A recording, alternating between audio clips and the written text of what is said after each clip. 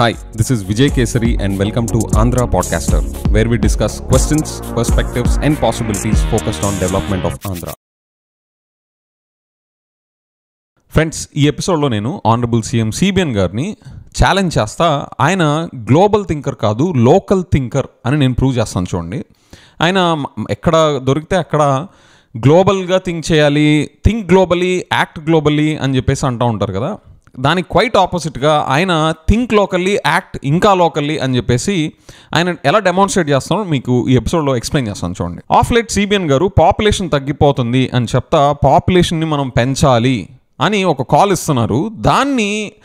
దాన్ని యాక్చువలైజ్ చేయడానికి ఆయన చూపిస్తున్న ఇన్సెంటివ్ ఏంటో తెలుసా జనాలకి?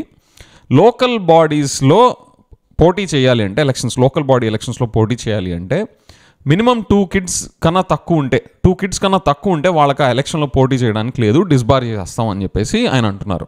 ఓకే ఫ్రెండ్స్, పాపులేషన్ తగ్గిపోతుంది అనేది it's a concerning thing. Okay, ఆయన జపాన్ ఎగ్జాంపుల్ చూపిస్తా.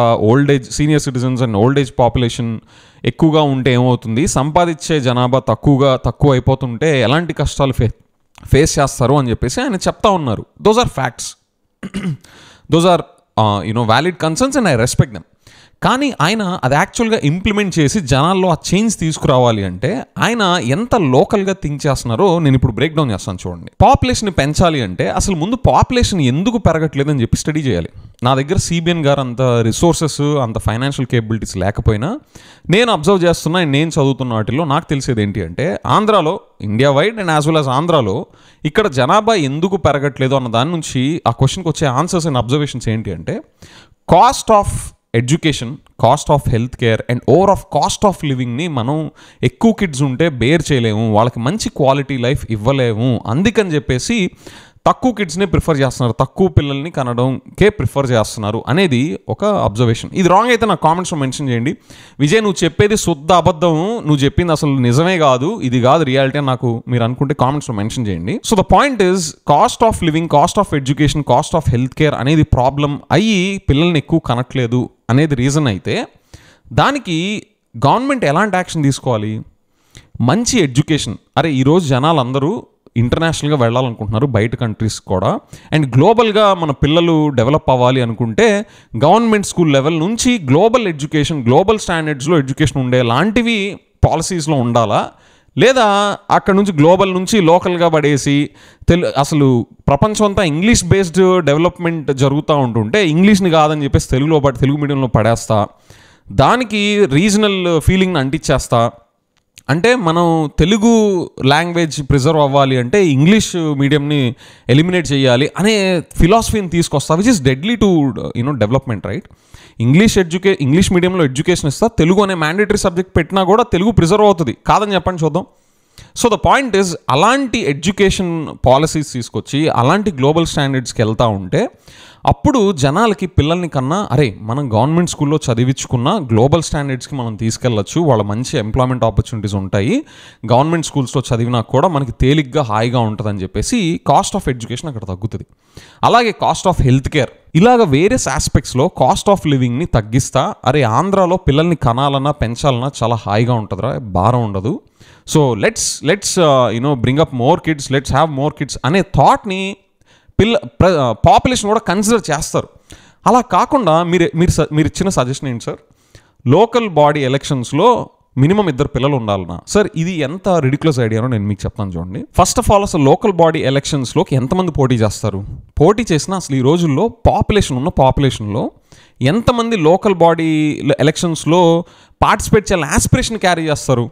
అసలు ఆ యాస్పిరేషను లేకుండా, రిలవెన్స్ లేకుండా అలాంటి ఇన్సెంటివ్ అనేది అలాంటి పెనాల్టీ అనేది ఎంతమంది సీరియస్గా తీసుకుంటారు? మీరు నిజంగా గ్లోబల్గా థింక్ చేసేటట్టయితే ఇలాగా లోకల్ బాడీ ఎలక్షన్స్ అని చెప్పేసి లోకల్ లెవెల్లో థింక్ చేస్తారా? లేదా ఎక్కువ మందికి రిలవెంట్గా, ఎక్కువ మంది కవర్ అయ్యేలాగా, ఎక్కువ మందిని ఎంకరేజ్ చేసేలాగా cost of living parameters, cost of education ఇలాంటి ప్రాబ్లమ్స్ మీరు సాల్వ్ చేస్తా పబ్లిక్ పాలసీని డిజైన్ చేస్తారా?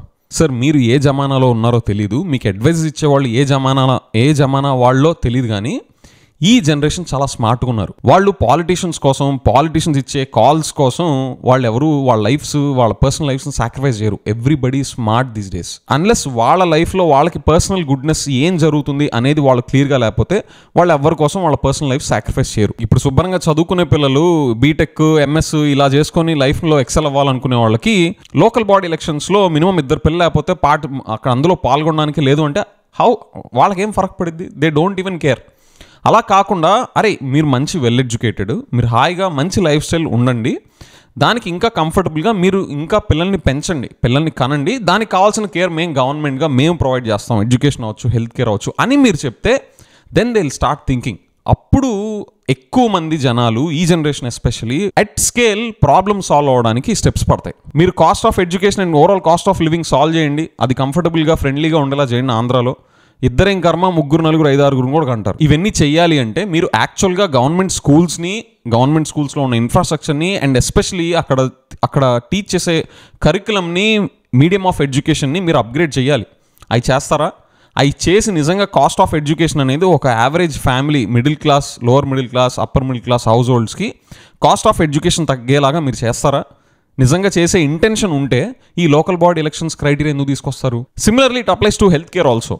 ఎట్ స్కేల్ జనాలందరికీ హెల్త్ కేర్, ఇక్కడ ఆంధ్ర గవర్నమెంట్ మంచి హెల్త్ కేర్ ఇస్తుంది అని చెప్పి ఎట్ స్కేల్ జనాలుగా కాన్ఫిడెన్స్ వస్తే ఎంతసేపు పని?